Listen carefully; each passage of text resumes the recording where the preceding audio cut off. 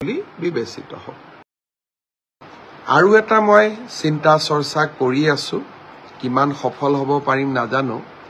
সৰ্বশিক্ষা অভিযান বা শিক্ষামন্ত্ৰী থাকোঁতে মই এটা প্ৰচেষ্টা আৰম্ভ কৰিছিলোঁ যে অসমৰ শিক্ষকসকলে নিজৰ ভিতৰতে মিউচুৱেল ট্ৰান্সফাৰ বিচাৰিব পাৰে।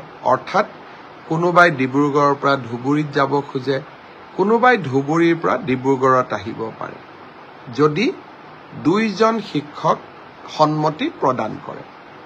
আৰু তেনেকুৱা প্ৰচেষ্টাৰ ফলত বহু হাজাৰ শিক্ষকে নিজে বিচৰা জিলাখনলৈ আহিব পাৰিছে আৰু ইজনে সিজনৰ সহায়ক হৈছে। এই ব্যৱস্থাটো আমি তৃতীয় আৰু চতুৰ্থ শ্ৰেণীৰ কৰ্মচাৰীৰ ক্ষেত্ৰতো আৰম্ভ কৰিব পাৰোঁ নেকি?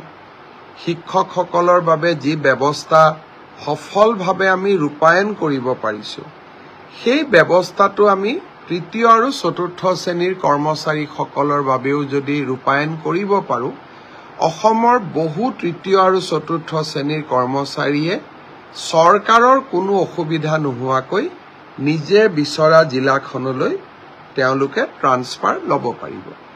ধৰি ললোঁ শিলচৰৰ এজন চতুৰ্থ বৰ্গৰ কৰ্মচাৰীয়ে তেজপুৰত কাম কৰি আছে, দৰং, তেজপুৰ বা বিশ্বনাথ চাৰিআলিৰ কোনোবা এজন কৰ্মচাৰীয়ে শিলচৰত কাম কৰি আছে। এতিয়া দুইজনে যদি কথা পাতি এটা মিউচুৱেল ট্ৰান্সফাৰৰ আমাক আবেদন কৰে, পাৰস্পৰিক বদলিৰ, আমি তাত কৰি দিলে চৰকাৰৰ কোনো অসুবিধা নহয়। কিন্তু এই ব্যৱস্থা শিক্ষকৰ ক্ষেত্ৰত আছিলে, তৃতীয় আৰু চতুৰ্থ বৰ্গৰ শ্ৰেণীৰ কৰ্মচাৰীৰ ক্ষেত্ৰত নাছিলে।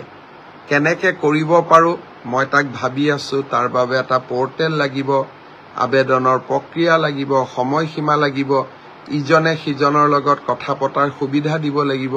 কিন্তু তথাপিতো এই ব্যৱস্থাটো মই কৰাৰ বাবে চেষ্টা কৰি আছোঁ, চিন্তা কৰি আছোঁ, নিশ্চয় সফল হ'ব পাৰিম।